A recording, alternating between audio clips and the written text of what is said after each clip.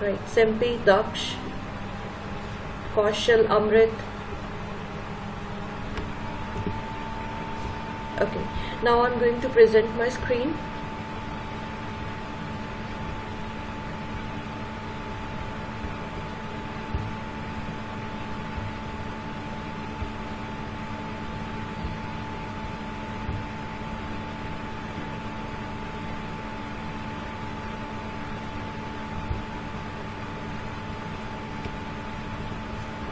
Let us see how much we have done and how much is left from this first unit, electrostatics. You see chapter 1 of your NCERT that we have already done, electric charges, conservation of charges, Coulomb's law, force between 2-point charges, multiple charges, superposition principle, continuous charge distribution that we have discussed. Electric field में हमने कर लिया electric field due to point charge, field lines, electric dipole, electric field due to dipole, torque in a dipole in a uniform electric field. This is still left. ये वाला topic हमारा रहता है अभी. Electric flux, statement of Gauss theorem and its application to find field due to infinitely long straight wire uniformly charged infinitely plane sheet. बच्चे ये last year का, इसमें वो Gauss आपका spherical shell is not mentioned here, but this time it is there. Electrostatic potential and capacitance, electric potential, potential difference, electric potential due to point charge, due to dipole and system of charges, equipotential surface, electrical potential energy of a system of 2-point charges. आज हम ये करेंगे equipotential surface, electrical potential energy of a system of 2-point charges and of electric dipole in the electrostatic field. जब ये हम last topic करेंगे electric dipole in electrostatic field, then इसके साथ ही हम ये करेंगे torque on a dipole in uniform electric field. ठीक है, तो आज हम यहाँ से शुरू करेंगे electrostatic equipotential surface and electric potential energy of a system of 2-point charges. I wanted to show you the syllabus. Second chapter we have already started.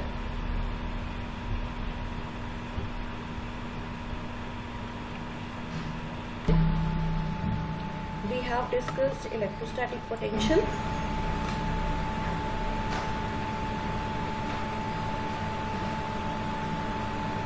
electrostatic potential. क्या फॉर्मूला इसका बच्चा? We have already discussed. Potential at a point due to point charge is K Q by R. This is a scalar quantity. Scalar quantity होने की वजह से हमें इसके vector rules लगाने का कोई वो नहीं रहता है. So we are free from applying vector rules. It is convenient to add different potentials, right? अच्छा, एक और चीज हमने डिस्कस किया था कि potential होता क्या है mathematically. So this is the work done per unit test charge in bringing the test charge from infinity to that point. ये बहुत important formula हमने किया है. Somebody wants to enter.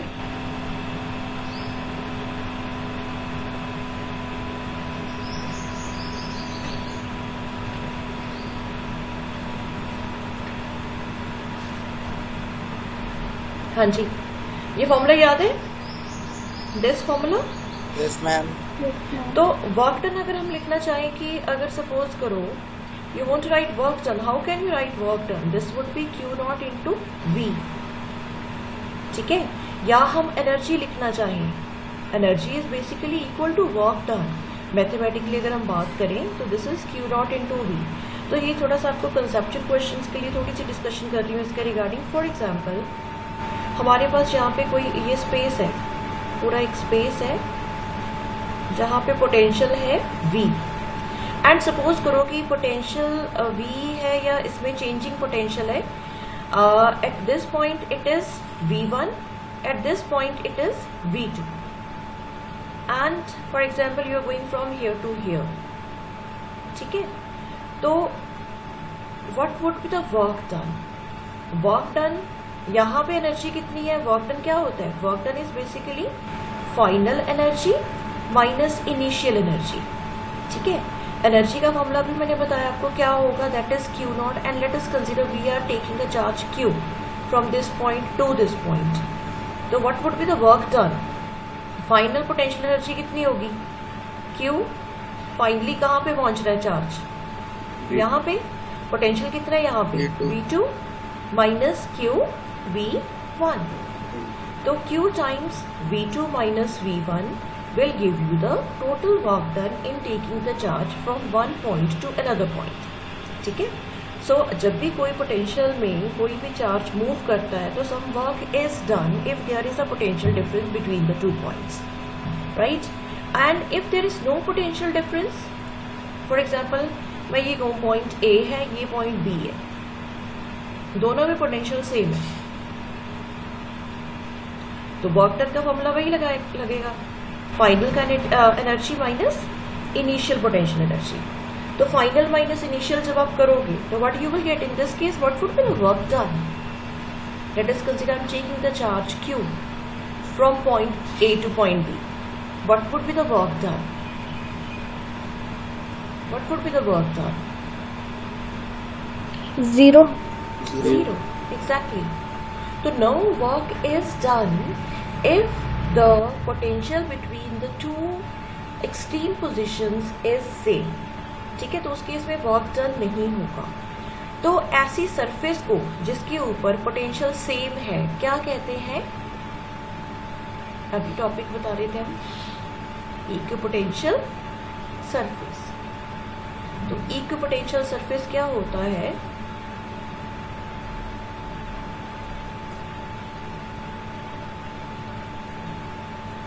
Equipotential surface is a surface where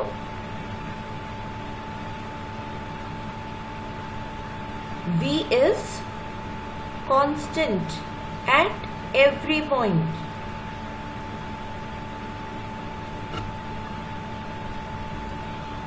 At every point. ठीक है, तो वो surface जिसके ऊपर पोटेंशियल कांस्टेंट हो जाए, चेंज ना हो पोटेंशियल, ठीक है, तो उस सरफेस को हम क्या कहेंगे? Equipotential surface. तो अब इसकी कुछ प्रॉपर्टीज डिस्कस करेंगे हम इक्विपोटेंशियल सरफेस की। पहली प्रॉपर्टीज क्या है? अभी डिस्कस किया, ये वाली प्रॉपर्टी,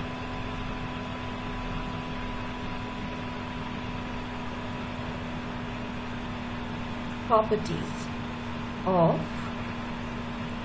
इक्विपोटेंशियल सरफेस। पहली property, work done in moving a charge on equipotential surface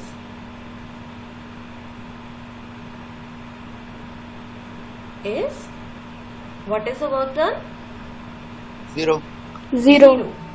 बहुत इंपॉर्टेंट प्रॉपर्टी है कि अगर इक्विपोटेंशियल सरफेस है कोई तो उसके ऊपर अगर आप चार्ज को मूव करवा रहे हो from one point to another point, there is no work done. Yes, but if there is a potential difference between the two extreme positions where the charge is moving, then work would be done, and the formula would be Q times V2 minus V1, right? So here इसका proof आप लिख सकते हो अपने आप कि why it is zero. Work done is equal to Q times V2 minus V1. But V2 is equal to V1 is equal to V for equipotential surface. So work done is Q times V minus V, that is 0. तो ये उसका proof भी हमने कर दिया साथ में। Clear बच्चे?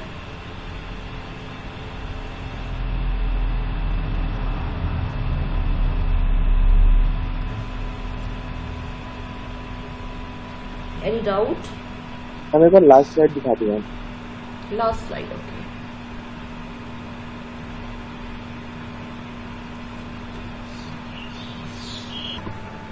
Second property is equipotential surface is always perpendicular to the direction of electric field. Equipotential surface is always perpendicular to the direction of electric field.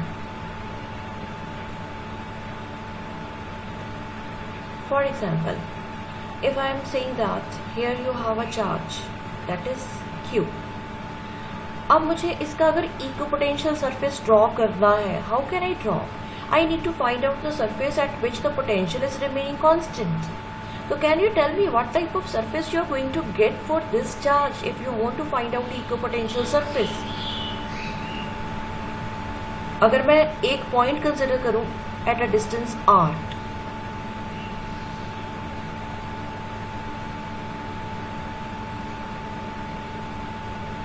तो यहां पे इसका पोटेंशियल क्या होगा? k q by r square. अच्छा, एक और point consider कर लूं at a same distance r. एक और पॉइंट कंसिडर किया at a same distance r. Potential would remain constant, isn't it? Yes, ma'am. Yes, ma'am. So what type of surface I'm going to get? Yes. कैसा surface बनेगा अगर मैं सारे points को join कर दूं? मैं spherical. सर्कल तो बच्चे एक प्लेन 2 डायमेंशनल केस Ma'am, बनेगा. spherical. सफेयर बनेगा क्योंकि पॉइंट इज एक स्पेस में आप पॉइंट कंसिडर करो तो उसके अराउंड आप r डिस्टेंस पे बार बार जाके देखो तो you will, and if you going to get a surface, circle तो एक लाइन बनेगी ना, एक ही लाइन 2 डायमेंशनल केस में, बट हम 3 डायमेंशनल केस कर रहे हैं यहाँ पे. तो from every side, if you are at a distance r from the charge, you are going to get a surface and that surface would be a sphere, right? So एक spherical surface बन जाएगा हमारा for point charge which is an equipotential surface. ये तो point r की बात. Similarly अगर कोई और distance ले लूं मैं, वो भी तो equipotential surface ही रहेगा. वो एक और sphere भी हो सकता है, एक और sphere भी हो सकता है जो उससे दूर है. तो नंबर ऑफ स्फीयर कोई कांस्टेंट नहीं है, हम जितने मर्जी स्फीयर बना लें, पर वो स्फीयर की कंडीशन क्या है? ये चार्ज उसके सेंटर पे होना चाहिए. ओनली दो spheres we are going to consider. So all these spheres which have the same centre, जिसका सेम सेंटर, उन स्फीयर्स को क्या कहेंगे हम? Concentric spheres. ठीक है, all spheres sharing the same centre where the charge is placed. Okay, another condition is charge should be placed at that co-center, same center of all the spheres. Only then these spheres would be equipotential, right? तो ये question भी आ सकता है आपको कि draw the equipotential surfaces for a point charge, right? Now, तो ये इसके डिफरेंट, मैंने 3 equipotential surface बनाई, आप 4 बना सकते हो, 10 बना सकते हो. Infinite number of equipotential surfaces you can draw. And अगर मैं इलेक्ट्रिक फील्ड लाइंस ड्रॉ करना चाहूँ इसमें, तो किस तरफ होंगी? पॉजिटिव चार्ज है तो इस तरफ होंगी, Radially outward. Radially outward, right? तो can you tell me that what is the angle between equipotential surface and electric field line? ये सरफेस है इलेक्ट्रिक फील्ड लाइन की, ये हमेशा क्या रहेगी? 90 degree. 90 degree Perpendicular. परपेंडिकुलर रहेगी. सो this is a second property, that equipotential surface is always perpendicular to the electric field line. कोई भी equipotential surface आप draw करो, that would be perpendicular to the electric field lines. ये तो point charge के लिए. We can draw the equipotential surface for uniform electric field also. Let us draw it for uniform electric field. Let us consider electric field is uniform. Uniform electric field is field which is constant in magnitude and in direction. तो इसके लिए अगर आपको equipotential surface draw करना है तो आपने एक सरफेस ड्रॉ कर देना है which is perpendicular to this electric field line. और these electric field lines के perpendicular जो surface होगा that would be equipotential surface. तो आप इसी तरीके से बहुत सारी surfaces ड्रॉ कर सकते हो. ठीक है, तो this surface which is perpendicular to electric field lines, this surface is equipotential surface.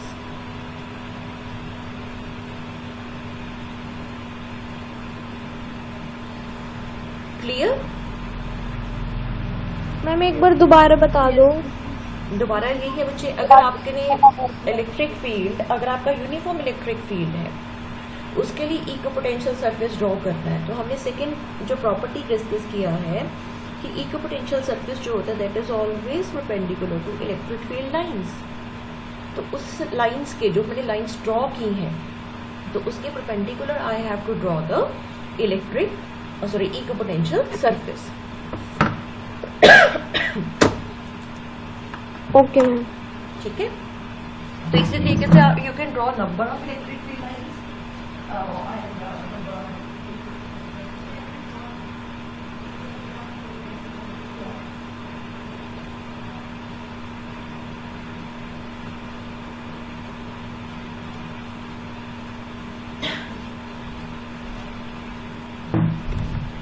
Yes बच्चे, any doubt?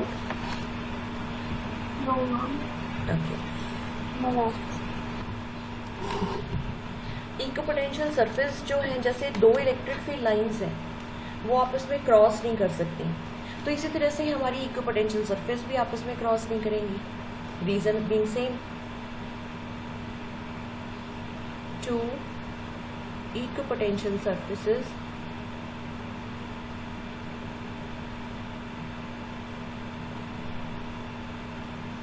cannot cross each other.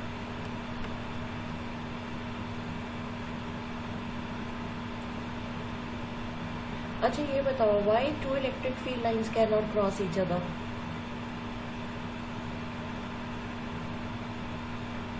Yes, anyone? Why do we say two electric field lines cannot cross each other? Because there always no will. Surface Yes? वो हमेशा perpendicular होती है, तो फिर हम वो नहीं कर सकते। No. क्योंकि मैम फिर वो दो टेंजेंट्स में, दो डायरेक्शंस में हो जाएंगी जो पॉसिबल नहीं है। Yes exactly. अगर मैं ये कहूँ कि ये भी मेरी इलेक्ट्रिक फील्ड लाइन है, ये भी मेरी इलेक्ट्रिक फील्ड लाइन है, तो यहाँ पे अगर इस पॉइंट ऑफ इंटरसेक्शन में मैं देखूँ तो इलेक्ट्रिक फील्ड इस तरफ भी है, इस पॉइंट पे तो इस तरफ भी है, तो दो डायरेक्शन शो हो रही है जो कि वेक्टर क्वांटिटी के लिए पॉसिबल ही नहीं है। Electric field being vector quantity is having a definite direction at every point, right?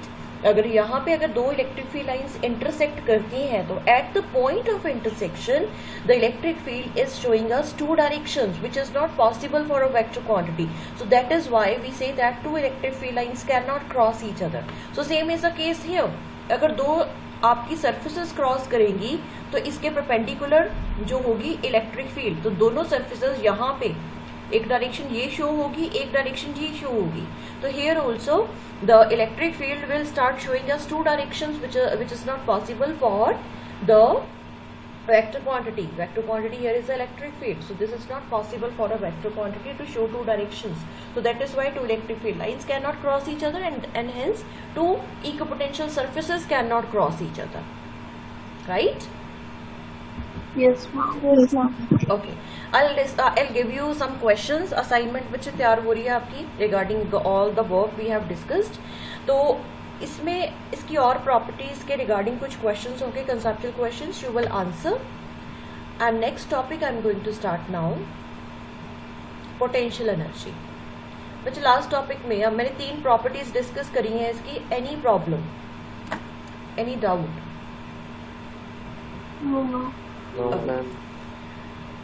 Now I am going to start potential energy of 2 point चार्जेस। Important topic, potential energy of 2 point charges.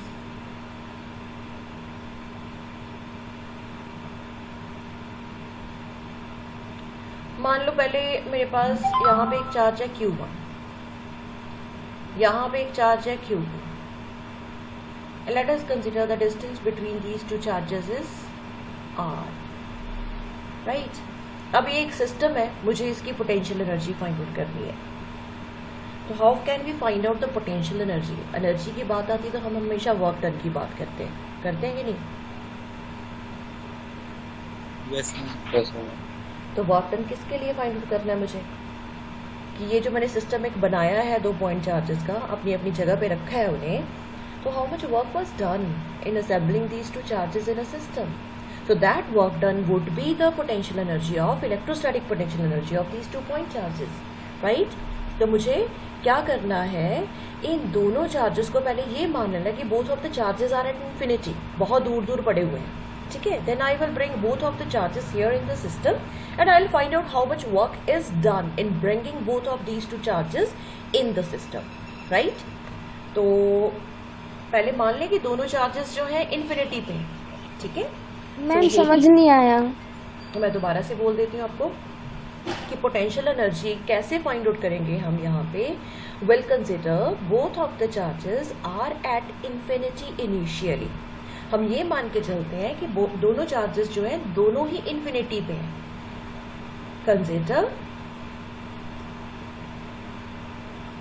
Both charges are at infinity initially. ठीक है, दोनों charges infinity पे हैं, यहाँ पे नहीं है. पॉइंट ए पे Q1 नहीं है, पॉइंट बी पे Q2 नहीं है. ठीक है, तो हमने मान लिया कि पॉइंट ए एंड बी तो है सिस्टम में, इनिशियल पोजीशन हम देख रहे हैं, बट चार्जेस नहीं है. ये एक सिस्टम है हमारा. अब हम क्या करेंगे, दोनों चार्जेस को इन्फिनिटी से लेके आएंगे एंड यहाँ पे रखेंगे. ठीक है, लेके आए 1 by 1 दोनों चार्जेस को, and we will see how much work is done in bringing both of the charges. Right? Now, पहले Q1 को ले आते हैं. Now bring Q1 from infinity to point A. तो वर्क डन कितना होगा? पोटेंशियल की डेफिनेशन पे चले जाओ. वर्क डन कितना होगा? Q1 not into potential into potential at A. यही होगा ना? Q नॉट की जगह पे Q1 है यहाँ पे. अब ये बहुत ही इंपॉर्टेंट चीज है, क्या जब इसमें कोई चार्ज ही नहीं है इस सिस्टम में, तो is there any potential at A? किसी की वजह से पोटेंशियल होता है ना, किसी चार्ज की वजह से होगा पोटेंशियल. तो यहाँ पे कोई चार्ज है ही नहीं था सिस्टम में, दोनों चार्जेस ही इन्फिनिटी पे, Q2 तो था ही नहीं. हम सिर्फ Q1 को लेके आ रहे हैं यहाँ पे ऐसे उठा के. ठीक है, Q1 कहीं पे पड़ा हुआ है, हम उसे उठा के लेके आ रहे हैं यहाँ पे,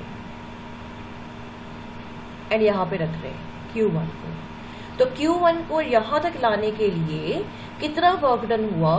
this is the Q1 into the potential which is already present at point A. ठीक है, but Q2 is already at infinity, so no potential was there at point A. Yes, yes ma'am. कोई potential था ही नहीं, तो कितना work done करना पड़ा? That would be 0. दोबारा से लिख लेते हैं, 0 वर्क डन. ठीक है, तो 0 वर्क डन का मतलब, अदरवाइज देखो हम किसके अगेंस्ट फाइंड आउट कर रहे हैं, हम इलेक्ट्रोस्टैटिक पोटेंशियल एनर्जी की बात कर रहे हैं, पॉइंट चार्जेस की. ठीक है, हो सकता है हमें अगेंस्ट ग्रेविटी काम करना पड़ा हो या किसी और, तो उसकी बात नहीं है. We are talking about electrostatic potential energy, तो इलेक्ट्रोस्टैटिक की ही बात करेंगे. ठीक है, तो what charge is already present in the system, what is the potential due to that charge, and so on. हम चार्जेस की ही बात करेंगे अगेंस्ट द चार्ज, क्योंकि इसको उठा के यहाँ तक लाने के लिए हमें वर्क डन क्यों करना पड़ेगा? क्योंकि अगर कोई और चार्ज पड़ा है सिस्टम में, वो इसे या तो अट्रैक्ट करेगा या रिपेल करेगा, सो वो इसके ऊपर फोर्स लगाएगा. But already there is no charge which is present in the system, तो कोई फोर्स नहीं लगा इस पे. ठीक है, तो no potential was there at point A, so that is why no work was done in bringing the charge Q1 from infinity to point A. अब हमने एक चार्ज को लाके पॉइंट A पे रख दिया है. अब हम दूसरा चार्ज लेके आएंगे. लेके आए दूसरे चार्ज को.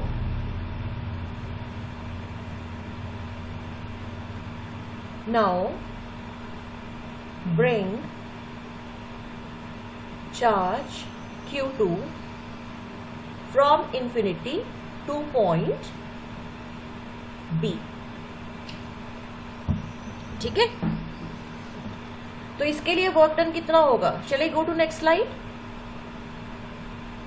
Yes, ma'am. Okay. Now, what is the work done?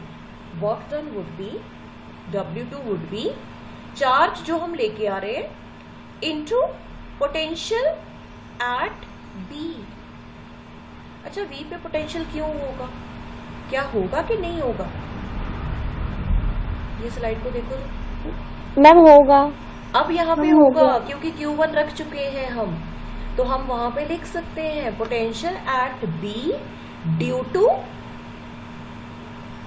Q1 which is already present at point A। ठीक है, तो लिख लेते हैं पोटेंशियल कितना होगा वहां पे, Q2 इंटू पोटेंशियल बताओ कितना होगा बच्चे, potential at this point due to Q1। What would be the potential at point B due to Q1?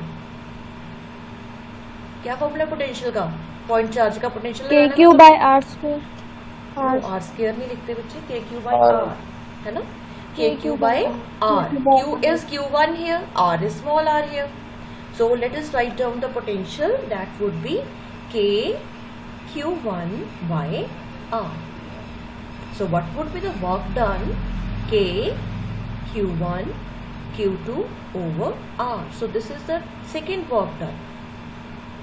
ठीक है, जो सेकेंड चार्ज को लेके आए तो इतना वर्क डन करना पड़ा।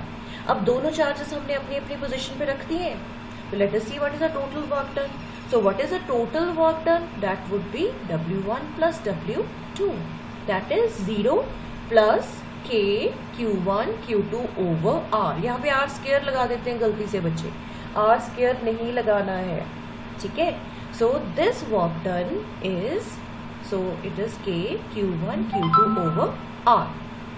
So this work done would store in the system as their potential energy. So potential energy of the system, electrostatic potential energy of the system is this work done. So कितनी आएगी potential energy, K Q1 Q2 over R. So this is the potential energy of 2 point charges. K Q1 Q2 over R square लगा दिया तो वो force होता है। ठीक है, that would be the force between the two charges which are placed at distance R. Potential energy लिखना है तो K Q1 Q2 over R square नहीं लगाना है। यस बच्चे बोलो। मैम जो ये हमने किया है potential energy at the point charge, ma'am ये क्या सिर्फ पॉइंट चार्ज पर ही वैलिड होता है? Potential energy of 2 point charges बच्चे, अभी डाइपोल का भी करेंगे। अगर मैम, अच्छा मैम, अभी ये 2 पॉइंट चार्जेस का किया है, अभी 3 पॉइंट चार्जेस का भी करते हैं, फिर उसे जनरलाइज कर देंगे हम। ठीक है, now will discuss potential energy of 3 point charges. करें? क्या तक नोट कर लिया सबने? Okay, now let us discuss potential energy of 3 point charges. वैसे ही करना बिल्कुल, potential energy of 3 point charges. अब 3 पॉइंट चार्जेस हैं at point A, B and C। मान लो 3 पॉइंट है A, B एंड C। मान लो यहाँ पे हमने चार्ज रखना है Q1, यहाँ पे रखना है Q2, यहाँ पे रखना है Q3। ठीक है, डिस्टेंस भी चाहिए हमें तीनों पॉइंट्स के बीच में। मान लो ये डिस्टेंस है R12, ये है R23 और ये है R13। ठीक है, तो क्या करें, पहले वैसे ही करना है बिल्कुल। ठीक है, सबसे पहले will consider all the charges are at infinity. Consider all charges at infinity initially. ठीक है, now we will bring all the 3 charges 1 by 1। तो पहले मान लेते हैं सिर्फ पॉइंट है हमारे पास A, B एंड C। ठीक है, सिर्फ पॉइंट्स है हमारे पास। अब एक एक करके चार्ज को लाके रखते हैं इन्फिनिटी से। ठीक है, तो नाउ सबसे पहले कौन सा चार्ज लेके आते हैं? Q1 लेके आते हैं. Now bring charge Q1 from infinity to point A. Infinity से एक पॉइंट तक हमें चार्ज लेके आ रहे हैं. तो what would be the work done? Infinity से लाके हमने चार्ज को यहाँ पे लाके रख दिया Q1. तो work done would be charge which we are bringing into potential at A. तो पहले तो कोई चार्ज था ही नहीं सिस्टम में, तो यहाँ पे वर्क डन कितना होगा? 0. 0 हो गया. So this work done is 0. सो सबसे पहले वाला जो वर्क डन है दैट इज 0, जब हम सिर्फ चार्ज Q1 को लेके आ रहे हैं यहाँ पे. तो that work done would be 0, right. अब हम क्या करेंगे? We would bring second charge from infinity to this point, right. Now let us bring another charge Q2. Q2 भी इन्फिनिटी पे रखा है कहीं पे हमने. अब इस चार्ज को लेके आते हैं यहाँ पे लाके रखते हैं Q2. इनके बीच का जो डिस्टेंस है वो है R12. ठीक है. तो अब कितना वर्क डन होगा? So W2 is what? Charge which we are bringing that is Q2 into potential at B. Yes B पे होगा पोटेंशियल अब. Yes ma'am, due to 1. Yes due to Q1. तो Q1 रख चुके हैं हम, तो उसकी वजह से पोटेंशियल होगा. ठीक है. तो लिख लेते हैं यहाँ पे वैल्यू Q2 इनटू. अब मुझे यहाँ पे बताओ what is the potential due to Q2? KQ by R12. हाँ, KQ1 by R12, right. Q1 की वजह से हमने पोटेंशियल लिखना है. तो this would B KQ1 over R12. So this would be KQ1 Q2 over R12. तो ये हमारा सेकेंड वर्क डन होगा. दूसरे चार्ज को लाके रखने के लिए कितना वर्क किया हमने? This is that work done, right. Now अब दो चार्जेस हम रख चुके हैं सिस्टम में. Q1 भी रख दिया, Q2 भी रख दिया. ठीक है. अब हम तीसरा चार्ज लेके आते हैं. Now bring Q3 from infinity to point C. हाँ जी. फिर कितना वर्क डन होगा? W3 is charge which we are bringing. ये डिफरेंट है. Going back to this slide, हम क्या कर रहे हैं? अब तीसरा चार्ज लेके आ रहे हैं इन्फिनिटी से, यहां पे लाके रखते हैं Q3. तो अब यहां पे पोटेंशियल किस किस की वजह से होगा? A और B की वजह से. Yes, Q1 and Q2 both are present. अब इन दोनों की वजह से यहाँ पे पोटेंशियल रहेगा. इसकी वजह से डिस्टेंस है R13 और इसकी वजह से भी पोटेंशियल यहाँ पे होगा R23. अब ये बहुत ही 2-3 लिखेंगे यहाँ पे 2-3. अब ये बहुत ही कन्वीनियंट है. स्केलर क्वांटिटी है, सीधा ही प्लस करेंगे, कोई डायरेक्शन देखने की जरूरत नहीं है. पोटेंशियल बीइंग स्केलर क्वांटिटी, हमें कोई डायरेक्शन नहीं देखनी, सीधा दोनों पोटेंशियल्स को ऐड करके टोटल पोटेंशियल लिख देंगे वहां पे. ठीक है. तो W3 is what? This is Q3 into potential at C due to Q1 and Q2 both. अब दोनों की वजह से पोटेंशियल देखना है वहां पे कितना है. ठीक है. Let us write down the potential. तो W3 is what? This is Q3 into potential due to Q1 लिखो पहले. यहाँ पे क्या आएगा? देखो यहाँ पे Q1 की वजह से यहाँ पे पोटेंशियल कितना होगा? K Q1 over R13. Yes class? Yes ma'am. Yes, ma'am. Right? So due to Q1, what is the potential? K Q1 over R13. What is the potential due to Q2? K Q2 over R23. 2-3. Exactly. So let us write down both of the potentials here. So पहले वाला potential क्या था? K Q1 over R13 plus K Q2 over R23. So this is the total potential. So let us simplify. K Q1 Q3 over R13 plus K Q2 Q3 over R23. तो ये potential हो गया, ये work done हो गया to bring the charge Q3 in the system. अब तीनों charges को हम सिस्टम में ले आए हैं, तो टोटल वर्क डन कैसे निकालेंगे? Total work done is to bring sum of the all work done to bring all the three charges in the system. So this would be W1 plus W2 plus W3. What was W1? 0. W2 की value क्या है? ये रही K Q1 Q2 over R23. W3 कितने? K Q1 Q3 over R13 plus K Q2 Q3 over R23. ठीक है?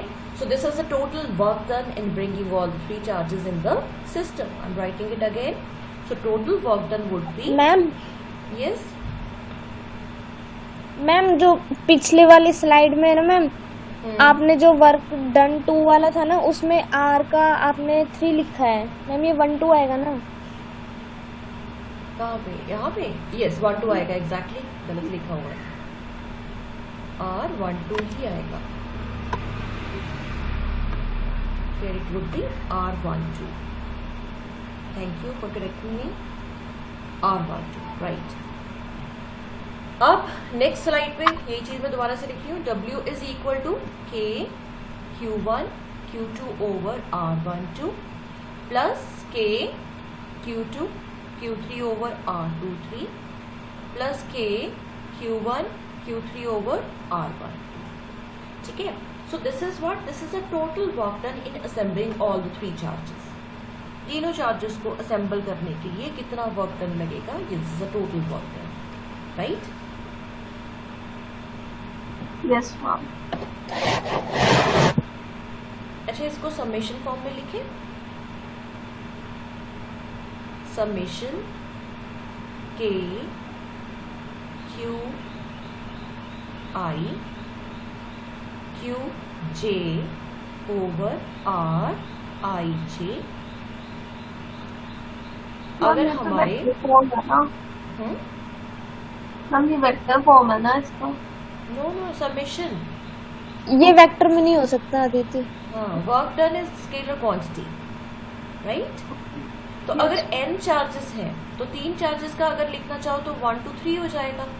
I is equal to 1 2 3, J is equal to 1 2 3, but I is not equal to J. कोई भी ऐसी term नहीं है जहाँ पे Q1 Q1 आया हो, Q2 Q2 आया हो, Q3 Q3 आया हो, दोनों.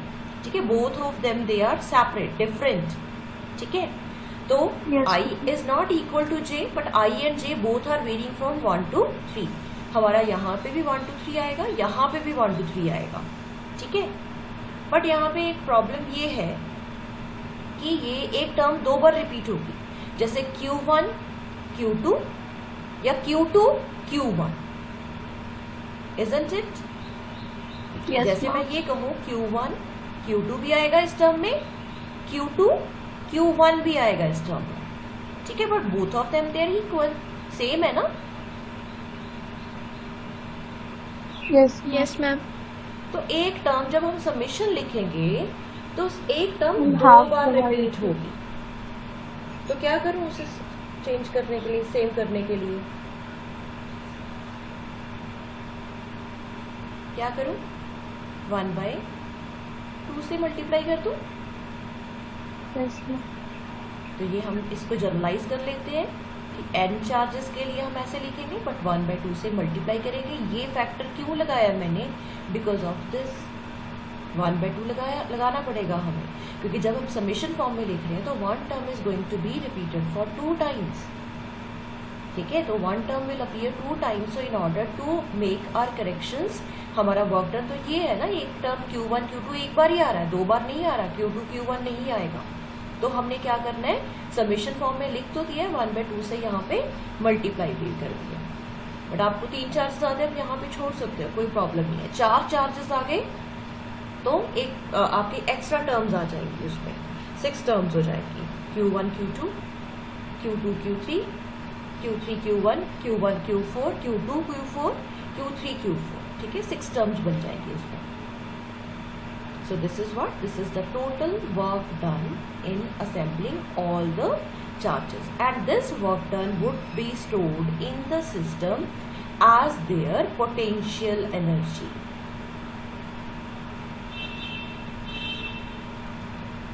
Any doubt? No, ma'am. No, ma'am. It was ma'am. simple topic. Yes, ma'am. इसके न्यूमेरिकल्स आई विल सेंड, अभी भेज रही हूँ एक numerical, you will try to solve it. Numerical क्या है, सिंपल सा मैं अभी आपको बता दूँ क्या न्यूमेरिकल भेज रही हूँ मैं, कि इनिशियली 2 चार्जेस जो है पर्टिकुलर डिस्टेंस पे, for example Q1 and Q2 they are at a distance of 10 centimetre. What is the work done to reduce the distance between the 2 charges to 5 centimetre. 10 centimetre पे थे, अब 5 centimetre पे लेके आना है, how much work is done, ठीक है। तो उस केस में आपने ये फॉर्मूला लगाना है, final potential energy minus initial potential energy, ये फॉर्मूला लगा के ही सॉल्व करना है, ठीक है।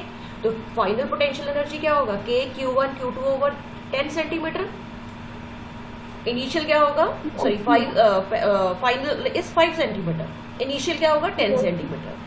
तो आप फॉर्मूला लगाओगे ये वाला, K आपको फॉर्मूला बता रही हूँ उस मेडिकल के लिए, Q1 Q2 over R final minus K Q1 Q2 over R initial. 2 charges की ही बात है ना, तो 2 चार्जेस के लिए हमारे पास ये फॉर्मूला होता है पोटेंशियल एनर्जी का। तो this formula you will use to solve the numerical I am going to send, right.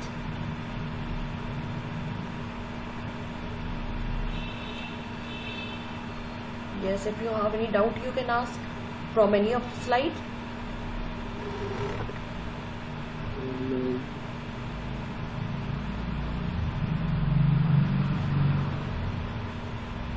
Yes. No doubt? No, ma'am. Okay, so that's good. So, ma'am वो जो फर्स्ट स्लाइड है hmm. वो एक बार बता दीजिए, मैंने लेट ज्वाइन किया था। ओके बच्चे, इसका वीडियो रिकॉर्ड हो रहा है, I will be sending that, right. अभी मैं अपलोड करके भेजती हूँ, कल वाला भी अपलोड करके and आज वाला, दोनों में I am sending in the group, ठीक है। Okay ma'am. ओके ओके बच्चे, now you can leave, thank you. Thank you ma'am, have a nice day. Okay, thank you.